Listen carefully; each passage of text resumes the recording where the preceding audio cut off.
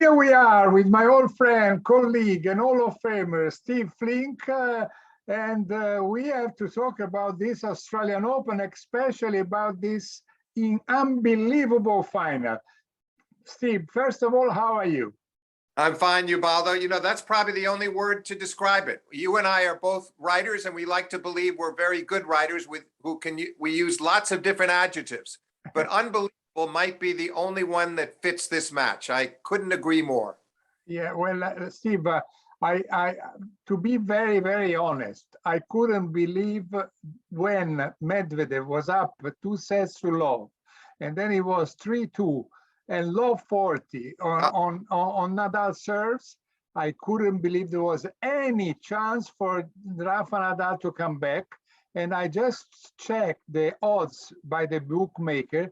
They were paying 10 times what you were going to bet on Nadal recovering. Yeah, no. Listen, I couldn't believe it. You're right. 3-2 love 40 was where it was going to be completely over, because if he breaks serve there, he leads 4-2 Medvedev, he serves his way to 5-2, it's done. But I didn't even think he had a chance going into the third set, because the tiebreaker, the end of the second set, was so devastating for Nadal. Since he led 5-3 with a set point on his serve, he couldn't hold on. They go to the tiebreak, and he's up 5-3. Nadal is serving at 5-3, and Medvedev wins 4 points in a row, the last two with winners, a swing volley and then a backhand passing shot down the line. And when he won the tiebreak 7-5 to go up 2 sets, I just thought that was such a debilitating blow for Nadal, because he had so many chances to win the set, and now it was gone, and he was down 2 sets. And how could he possibly recover at age 35 against a 25-year-old, you know, who's right now playing as well as anybody in the world? It just seemed impossible. Impossible also because Medvedev, he had played 37 times on our court in a slam, and he had won every time he had won the first set. And this time he was up 2 sets. And against, as you said, against a player who is 35, almost 36 years old. So really incredible. I mean, I have no words. I can't imagine the satisfaction of his fans. I mean, because the whole world, but Russia, maybe Serbia, and maybe Switzerland were in favor of Nadal. You know, we're supporting Nadal. No, it's. I think he got to it a little bit in the press conference, Ubaldo, in Nadal, when he spoke about some of the defeats that he suffered on the same court. It was almost like this was a payback, because he was so unlucky to lose the 2012 final to Djokovic when Nadal was serving in the 5th set, leading 4-2, 30-15 with the court open for a passing shot that he misses. And he ended up getting broken and ended up losing the match. And then with Federer in 2017, leading 3-1 in the 5th set and never won another game. And then in between, Stan Wawrinka beat him in the finals when Rafa hurt his back in the warm-up, and he had never lost to Stan Wawrinka before that day. Not to mention one more final round loss to Djokovic where he was just destroyed in straight sets. But he's had so much misfortune in Melbourne. This time, the luck went his way, and he competed beautifully. Don't you think so, Ubaldo? That I think that maybe almost Jimmy Connors would have been jealous of the fighting attitude that Nadal had today. He was fighting and fighting and fighting. Unbelievable. And not only that, but it seemed to me that you saw the first set, which was 6-2 for Medvedev. Nadal looked very slow, very uncertain. He served poorly. Every service game was a struggle. Medvedev much better from the backcourt.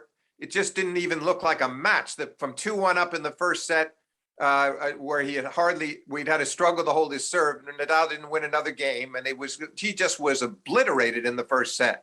And so I was impressed how well he played in the second set. But then to lose the set, having played that well, and have Medvedev have a 2-set cushion like that, I couldn't imagine it. But I did think Nadal looked very strong physically, Ubaldo, from the second set on. And I thought Medvedev started to it seemed to me he lost something in his legs. He wasn't moving quite as well consistently, and maybe the serve let him down in a few important spots. Well, Medvedev had to call the physio, and he was massaging, Yeah, got a right. massage for cramping, I guess, Yeah, even if, yeah. you know, so but now at this point, going to Roland Garros, where Well, Nadal has won. Oh, let me just quick interruption. I'm sorry. Before we go to Roland Garros, let's just talk a little bit about the very end of the match.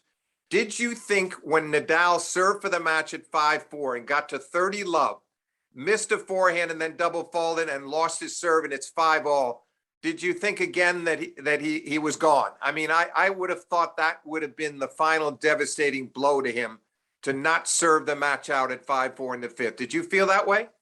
No, I didn't, only because I had seen Medvedev cramping, having those problems, and then it is true what you just said.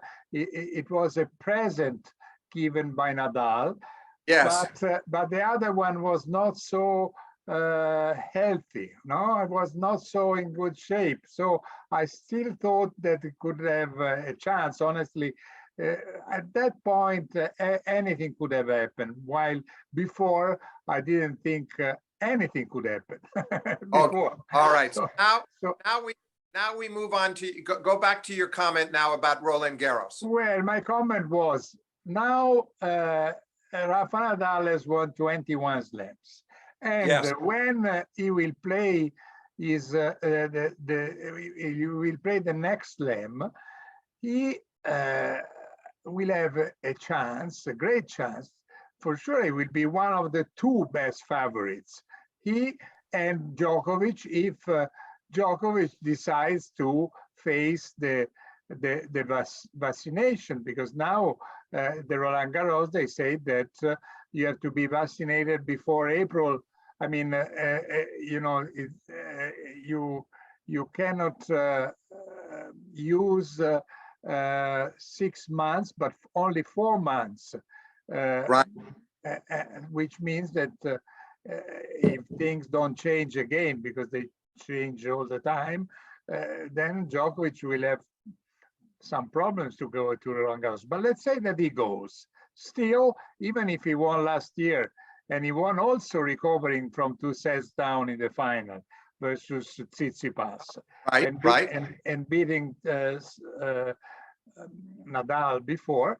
Well, I mean, Nadal, you must consider him one of the top 2 favorites, unless something happens. Ubaldo, I would consider him the top favorite, because I think the problem that Djokovic is going to have is even if he somehow got into Roland Garros, we don't know how many tournaments he can play before then. It's hard to imagine that he would be I would put him as the second favorite, but Nadal as the clear favorite, given that Rafa will probably have a few more tournaments. He'll play a bunch on clay and be ready. We don't know that about Novak. We don't know where he can get in, whether he does the vaccine. So I guess I would say I make Nadal the clear favorite at Roland Garros. Yeah, so that would make the gap grow between him and the other 2. Well, Federer, I think now, honestly, is out of the game. What do you think? Unless, do you expect him to come back for Wimbledon and have a chance or not? No, on the other hand, after what we saw today, we should be very careful, because Nadal admitted that for 6 weeks ago, he didn't know if he would even play this tournament. He had serious doubts coming in. It looked like he would have to play Zverev in the quarters. That didn't happen because Zverev lost to Shapovalov, and then Shapovalov looked like he was going to beat Rafa, and Rafa survived despite his stomach ailment. So everything happened that was improbable. But I do think Roger being 40 and going to be 41 over the summer, it's going to be much tougher. I agree with you.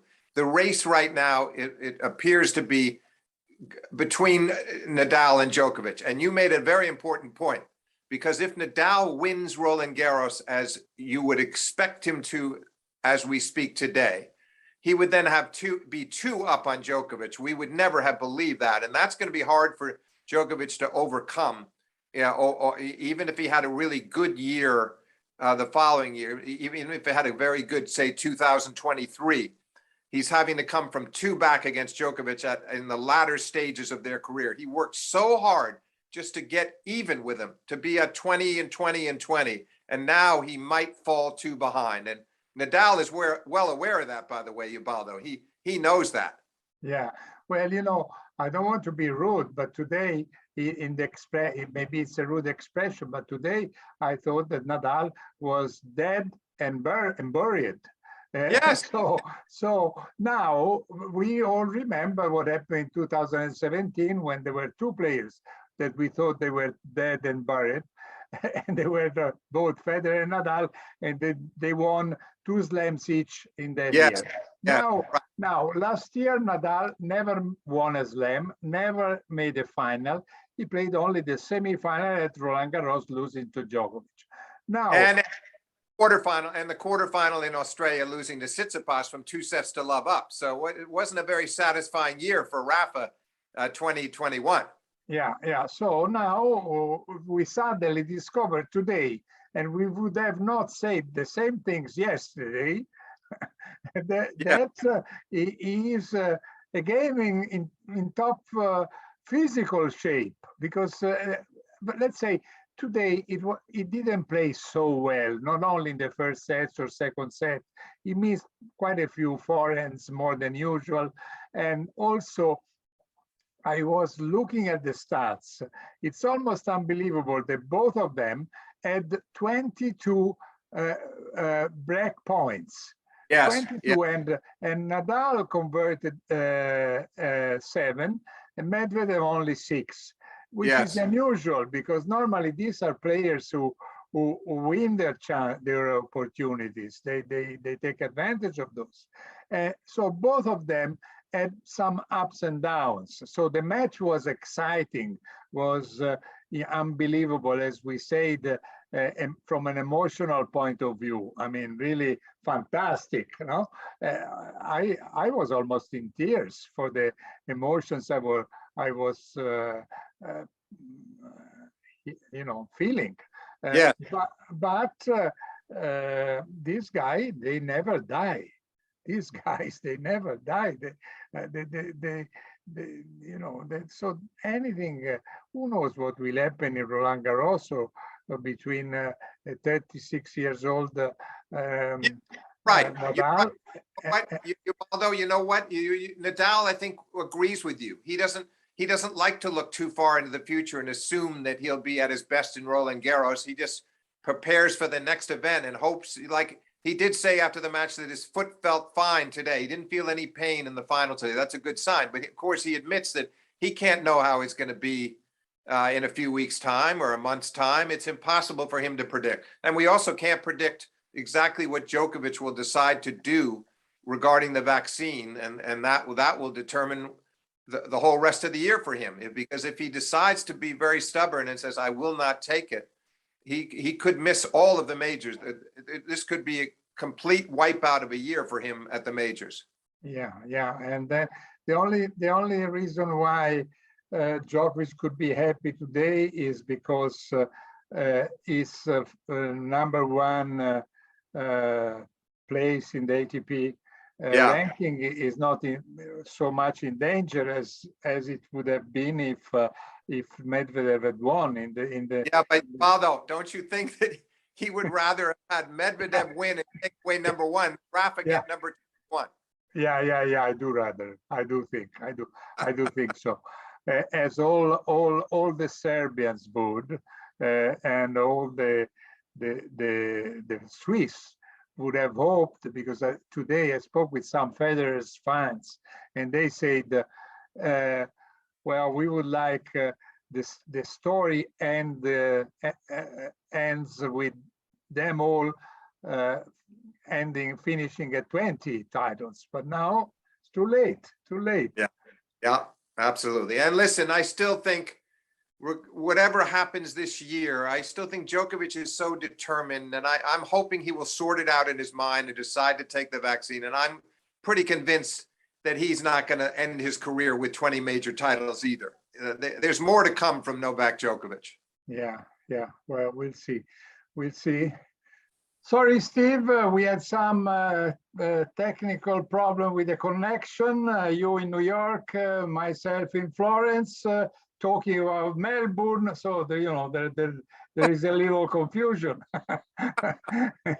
Anyway, so okay, we were talking about Nadal, we were talking about Djokovic, that nobody knows if he will take or not the vaccine, but as you said, if he doesn't do it, he may be in great troubles because he may have to miss all the many tournaments. I don't think he wants to retire yet and quit tennis, even if he's quite stubborn on the vaccine situation. So, Ubaldo, a quick point about that. I agree. That's exactly how I feel, and I hope that he'll just remember back in 2018 when he didn't want to do surgery on his elbow, but he did it because he realized if he did not do the surgery, he probably would not be able to play at the top level of the game again. So he said he was very upset about doing the procedure, but look all the good that came out of that, the great tennis that came out of that after he did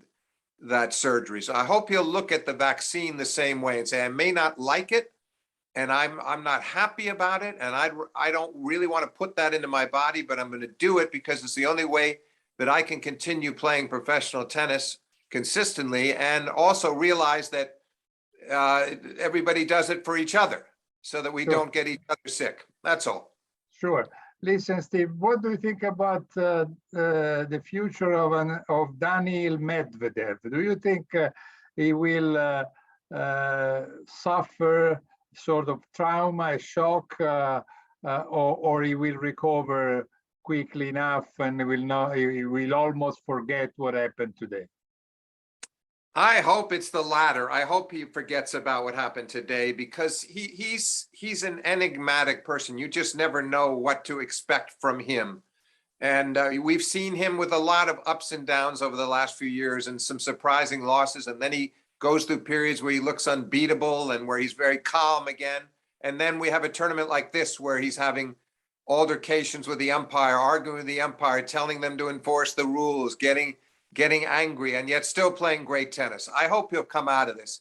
Had a very strange press conference, as you know, Ubaldo. It made some odd comments in the press conference about his history in the game. But I do hope that he will. I just think he's always going to be one of these people that we won't know what to expect from him the way we did with the big three. He will be he will have more mood swings than they ever had. Yeah, he's more moody. Huh? Yeah. And the only thing where he's really consistent is discussing with the crowd. I mean, when he likes to fight in a way the crowd is capable to. In Madrid, he said he was very happy that he had won versus the Spanish team, because he says so everybody was furious at me and I was finding the adrenaline. and Ubaldo, we saw a little bit of that today in the final against Nadal when he pulled out the tiebreaker in the second set, lifted his arms up. In a way, he was saying to the crowd, maybe you don't like that, but too bad. Maybe you should support me. He sometimes uses it to his advantage, but too often he does not. Too often he tries to feel as if he's a victim, and he needs to get over that and be a little more mature, because he has many great qualities and he's very funny guy and he's a great player, to be sure. And I hope we won't see him waste that talent. No, but he's clever, in a way. He's clever but unpredictable. Yes. So, yeah. Listen, I would like you to comment briefly about the two Italians that you saw in this Australian Open, because Berrettini made his third semifinals in a slam, and well, he was destroyed in the first two sets by Nadal, but then he won the third and he had chances in the fourth, because both in the first game of the fourth and in the seventh game of the fourth, he was 15-30 on Nadal's serve, and we had the impression, I don't know if it was a chauvinistic impression, that he could come out of that situation and possibly reach at least a tiebreaker, where he has been almost unbeatable recently, because in tiebreakers he won 2 out of 2 with Medvedev, 2 out of 2 with Djokovic, 1 versus Aliassim, and so 2 out of 2 with Alcaraz, I think. Anyway, so I think, not being chauvinistic, I had the same feeling. What I didn't understand about Berrettini was the first 2 sets, he wasn't hitting he didn't understand either. He said Yeah. that he didn't understand why he was mentally flat. He said, he was mentally flat. As a result, he wasn't exploding with his forehand the way he usually does, where he intimidates you with all that power and he hits it pretty flat. He was playing right into Nadal's hands for 2 sets. Then in the 3rd set, it all changed. And as you know, Ubaldo, he had 5 love service games in a row. I mean, for a while there, from the middle of the 3rd set to the middle of the 4th set, he was the better player. And then you're right. If he could just hold serve a few more times, get to the tiebreaker, you never know. It was a different match the last 2 sets. Sinner, I can't fully explain, because Sinner looked very good. I thought he was going to have a good chance against Tsitsipas, and Tsitsipas played a great match, but Sinner did not. He still has growing to do too. But Berrettini, that was a nice effort to win the first 2 sets against Alcaraz, get pushed into the 5th, and still beat him in the tiebreak in the end, and then again to do that again against Monfils. So those were 2 impressive wins, and maybe they took too much out of him, because I thought he should have been a bit stronger at the end of the 4th set against Nadal than he was. Yeah. Well, I didn't expect Sinner to lose so easily with Tsitsipas, but I must say that Tsitsipas, who didn't impress me a lot when he played Fritz, and he was in big troubles with Fritz, but he was playing very much behind from the baseline, not attacking. Against versus Sinner, instead, he was anticipating each shot, he was coming to the net, he was hitting beautiful forehands. Sinner didn't play well for sure, but Tsitsipas played unbelievable. And I was almost expecting that that same Tsitsipas could have beaten Medvedev, who had saved himself when he played Aliassim, because he had to save a match point when he was down 2 sets and 5-4 in the 3rd. Yeah, 5-4 in the 4th. 5-4 in the 4th was the. Yeah. But you know what? Although you're right. Based on the form coming in, it looked like Tsitsipas might have a good chance against Medvedev, considering that Medvedev was on the brink of defeat against Felix. But I thought Medvedev played much better in the match against Tsitsipas. And Tsitsipas, by the 4th set, he was physically fatigued. He couldn't stay with Medvedev any longer. 3 sets were great. First 3 sets were great. Also, Tsitsipas led 4-1 in the tiebreak in the 1st set against Medvedev. And when that tiebreak got away, it was similar to today with Medvedev making a comeback against Nadal from 5-3 down in the tiebreak. He did the same thing to Tsitsipas from 4-1 down, and that made a big difference in the outcome of the match. Yes, Steve, I think that even if you have a wonderful memory, and you may remember 20 years later what happened in the 2nd and 3rd round of a tournament, I believe that nobody will ever forget the final that we saw today in 2022, won by Rafael Nadal versus Daniil Medvedev. That will be stuck in my head, probably in yours too, almost like the one that Djokovic won after 5 hours and 53 minutes 10 years ago. Absolutely right. This was 5 hours and 24 minutes, and it wasn't as great a match, by the way. Djokovic-Nadal was a better match because, as you said, the level of play here was not always that high, but this was enormously entertaining to watch, and it was a very impressive comeback from Nadal, maybe the greatest comeback of his career when you consider all of the factors. Yeah, he said that. He said that it was the best comeback of his life and career. Personally, I'm trying to remember, but I don't. Another match of this, let's say, level, Slam final, with 44 break points. I mean, 22 each. That is really unusual, and that's why, even if the match was not as you say, as good technically as the one of 10 years ago, but they weren't then maybe 44 suspense points, like when you have 44 break points. Yeah, I would agree with your point, Ubaldo, and I don't want to mean this as a negative way, but it shouldn't happen. At this level, that should not happen. I don't think that I think they both would admit that. Maybe they might each have 10 or 12 break points against each other, but 22 is a very high number. And what we were seeing throughout the match too was constantly a service break, and then the other guy would break right back. So they were each shaky at different times, but Nadal in the end was the stronger competitor, and he really wanted to win this match very badly.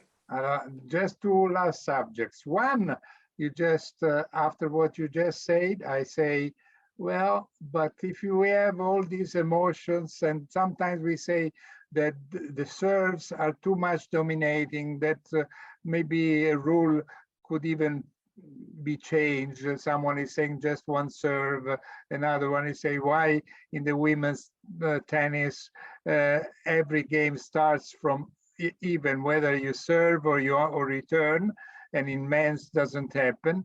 I think that today we had a match which could have been a women match in a way, with all these break points, breaks and things like that, which is not too bad.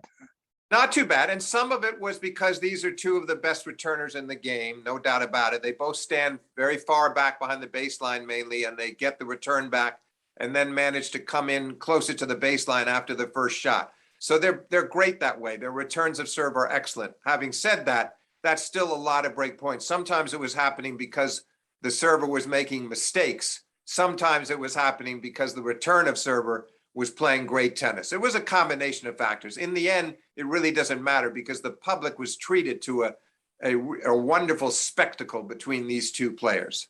Yeah. And the second subject is when somebody says that even the slams should be played best of three. I mean, a final like the one of today, Medvedev would have won it and would have been over in 2 hours, while we had 5 hours and 24 minutes of great show. And when I try to remember the best matches, or the matches that are more memorable and that I remember more, I always think about 9-7 in the fifth by Ivanisevic over Rafter, 16-14 by Federer over Roddick, and matches like that. I mean, best of 5 is the real tennis, in my opinion, the true tennis. What do you think? I couldn't agree more. I couldn't agree more. Today was an advertisement for that, was confirmation of that, was affirmation for what you're saying, because you're right. And it gives the other player more time to turn a match around. It gives more suspense to the fans. And maybe it's a truer test of all around skills and stamina as well. I don't want them to ever stop best of 5 at the majors. Never. Okay, well, since we both agree on this, we can also both agree on saying goodbye to each other, and thanking you a lot for this talk, which is always interesting. But we will talk very soon about the women's tournament in just the next time, in very few minutes. But I stop this recording, and thanks a lot to Steve Flink, my old friend, colleague, and Hall of Famer. Thanks for being with us. Thank you, Ubaldo. I enjoyed it.